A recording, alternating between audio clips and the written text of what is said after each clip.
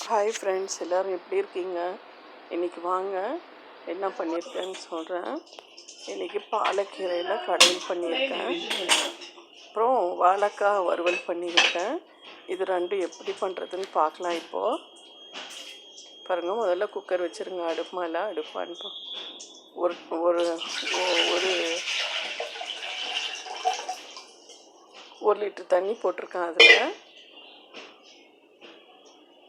இது அரிசி களைஞ்ச தண்ணி. இது ஃபஸ்ட்டு தண்ணி கீழே ஊற்றிட்டேன். ரெண்டாவது தண்ணி இது ஒரு சொம்பு போட்டிருக்கேன் தண்ணி.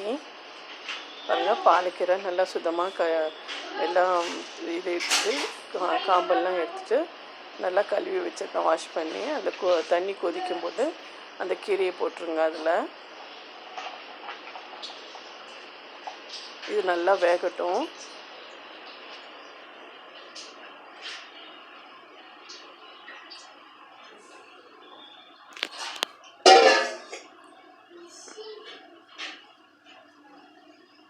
இதில் என்ன போடுறதுன்னு பார்க்கலாம். இப்போது நாங்கள் எப்போவுமே ஜீரகமும் வெந்தயமும் ட்ரை ரோஸ்ட் பண்ணி பவுட்ரு பண்ணி வச்சுருப்போம். அந்த பவுட்ரு 1/4 ஸ்பூன் போட்டிருக்கேன்.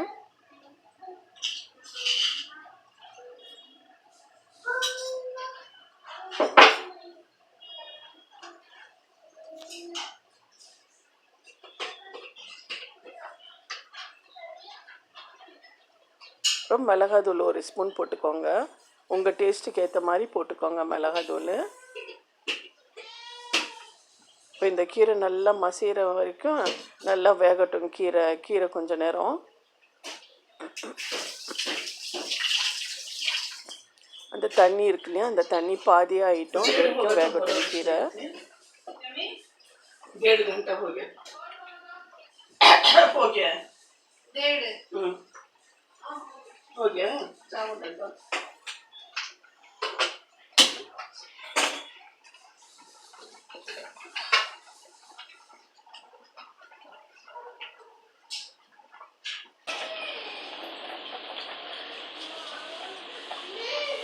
பாருங்கள், நல்லா வெந்துட்டு கீரை. இப்போது பாருங்கள், இது நல்லா மசிஞ்சிருச்சு கீரை.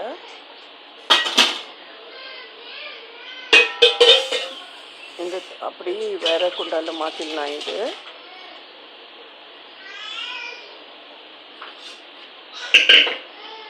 திருப்பவும் குக்கர் அடுப்பு மேலே வச்சு கொஞ்சம் எண்ணெய் போட்டுக்கோங்க. 2-3 ஸ்பூன் போட்டுக்கோங்க எண்ணெய்.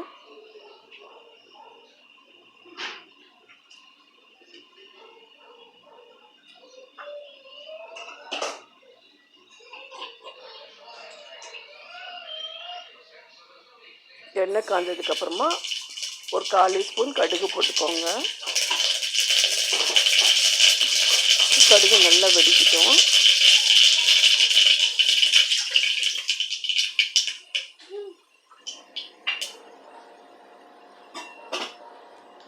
இப்போ ஒரு பெரிய வெங்காயம் கட் பண்ணி வச்சுருக்கேன். அதில் சின்ன வெங்காயமும் போட்டிருக்கேன், சேர்ந்து தான் போட்டிருக்கேன்.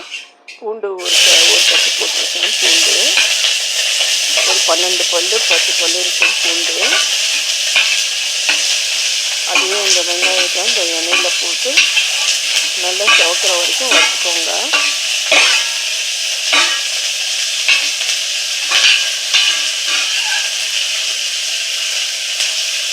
கொஞ்சம் நல்லா பிங்க் கலராக மாறும் வெங்காயம்.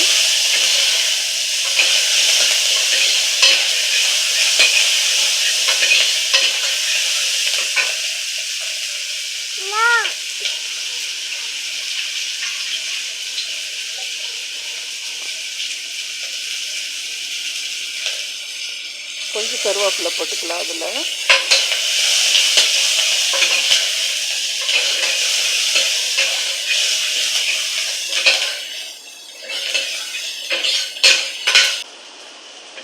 ஒரு 4 தக்காளி கட் பண்ணி வச்சுருக்கேன். தக்காளியும் போட்டுக்கலாம்.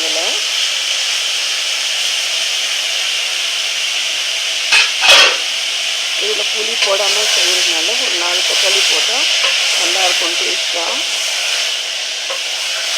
நல்லா மசிஞ்சு விடுங்க. இதை தக்காளி நல்லா வேகட்டும் கொஞ்சம் நேரம்.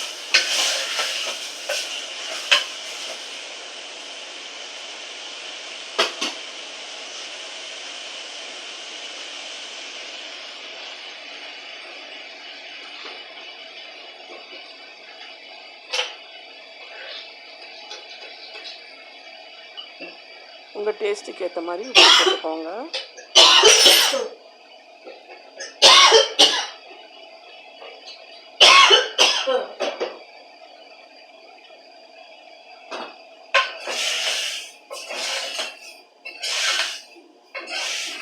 இந்த தக்காளியெல்லாம் நல்லா வேகட்டும்.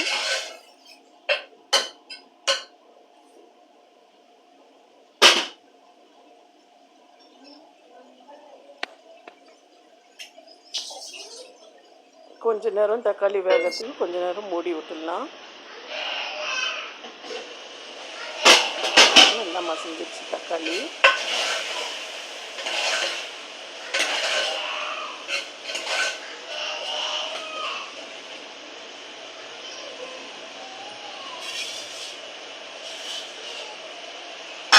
இப்போ அந்த கீரை எடுத்து அதில் போட்டுடலாம். இன்னும் கொஞ்சம் நேரம் வேகட்டும், எல்லாமே சேர்ந்து வேகட்டும். கொஞ்சம் நேரம் இன்னும் கொஞ்சம் தண்ணி சுண்டட்டும்.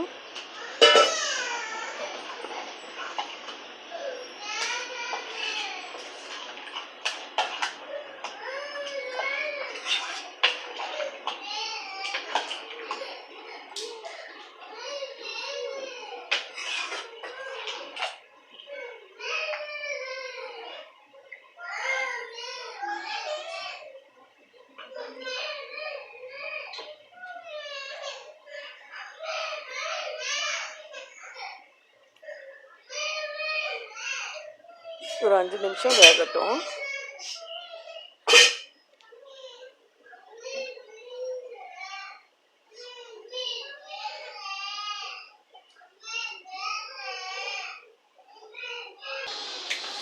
இப்போ பாருங்கள், நல்லா வெந்துடுச்சு கீரை. இப்போ தண்ணியை எடுத்துக்கிட்டேன். இப்போ நல்லா கடைஞ்சிடலாம். இதை ஒரு மத்து வச்சு நல்லா கடைஞ்சிடலாம்.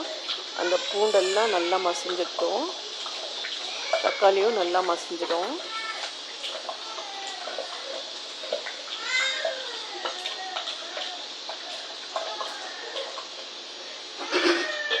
நல்லா தனியாக எடுத்து வச்சுக்கிட்டேன்.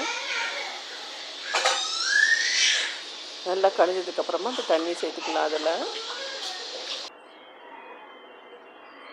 பாருங்கள், சூப்பராக ரெடி ஆயிடுச்சு பாலக்கீரை கடையில். ரொம்ப ஹெல்த்தி, ரொம்ப நல்லா இருந்துச்சு டேஸ்ட்டாக. நீங்களும் இதே மாதிரி செஞ்சு பாருங்கள். தேखेजा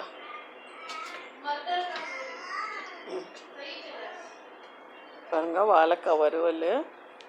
இது எப்படி பண்ணுறதுன்னு சொல்கிறேன்.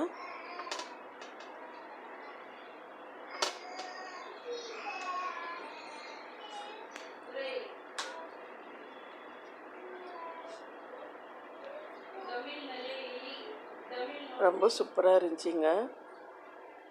இப்போ பாருங்கள், வாழைக்காய் வறுவல் எப்படி பண்ணுறதுன்னு பார்க்கலாம். ஒரு பெரிய வாழைக்காயும் வாங்கிட்டேன். பாருங்கள், பூண்டு ஒரு 10-15 பல் பூண்டு பல், கொஞ்சம் மிளகு, அதுக்கேற்ற மாதிரி உப்பு, உங்கள் டேஸ்ட்டுக்கு ஏற்ற மாதிரி மிளகாத்தூள் போட்டுக்கோங்க. வாழைக்காய் இந்த மாதிரி லேசாக மேலில் தோலெல்லாம் சீவிட்டு ஒரு 5 நிமிஷம் வேக வச்சுக்கோங்க. கொஞ்சம் மஞ்சத்தூள் போட்டு 1 நிமிஷம் 2 நிமிஷம் வெந்தாலே போதும். நல்லா இதாகிடும் வாழைக்காய். இப்போ அந்த மசாலா எல்லாம் அரைச்சி இதில் போட்டுக்கலாம். பூண்டு, மிளகு, உப்பு, அப்புறம் மிளகாத்தூள், அவ்வளோதாங்க இதுக்கு மசாலா. இப்போ அதில் போட்டு நல்லா கலந்து விட்டுடலாம் வாழைக்காயில்.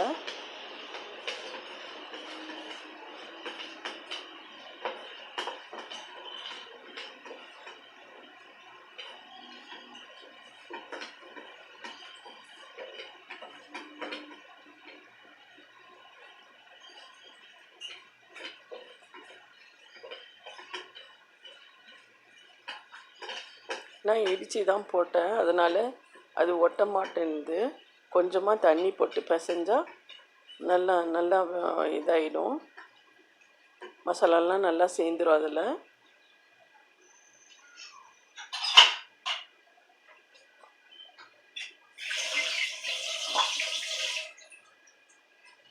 கொஞ்சமாக தண்ணி தெளிச்சிக்கோங்க, சும்மா கொஞ்சமாக போதும்.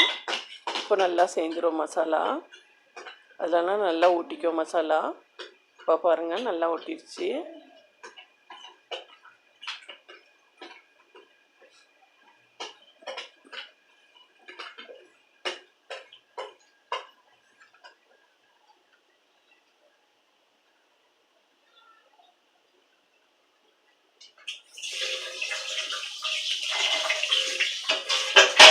இப்போ அடுப்பு மேலே ஒரு தவா வச்சிடலாம்.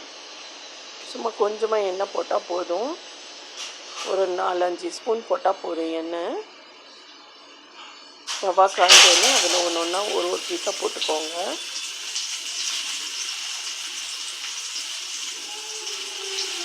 நான் 3 ஸ்பூன் தான் போட்டேன் எண்ணெய். பத்தலைன்னா திருப்பம் போட்டுக்கலான்ட்டு கொஞ்சமாக தான் போட்டேன்.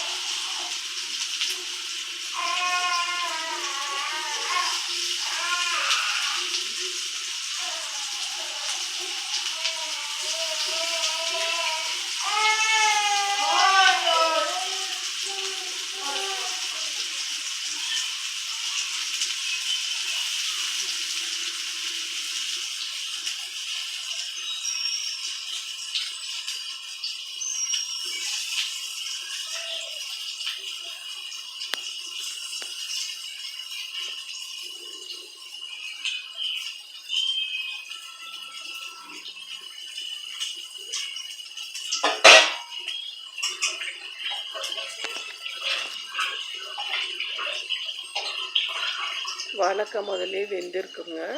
சும்மா 2-3 நிமிஷம் அது தவாவில் ஃப்ரை பண்ணால் போதும், அந்த மசாலா வாசம் போகிற வரைக்கும். இப்போ திருப்பி போட்டுடலாம்.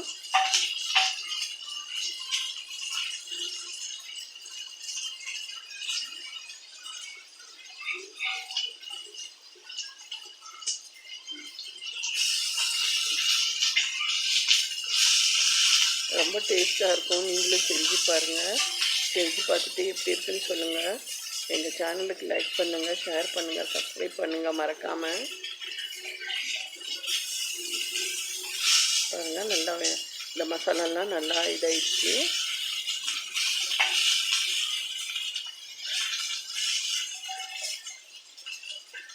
கொஞ்சம் முத்தின காயாக வாங்கிக்கோங்க வாழைக்காய் வாங்கினீங்கன்னா.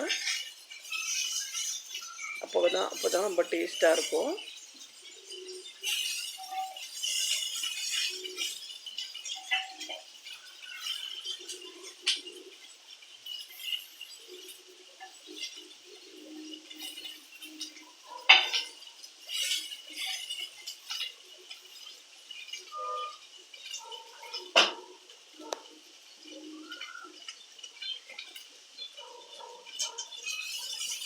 கொஞ்சமாக எண்ணெய் போட்டுக்கிட்டேன். நான் திருப்பவும் நான் கொஞ்சம் எண்ணெய் போட்டதுனால கொஞ்சமாக கருகிற மாதிரி இருந்துச்சு, அதனால இன்னும் கொஞ்சம் போட்டுக்கிட்டேன்.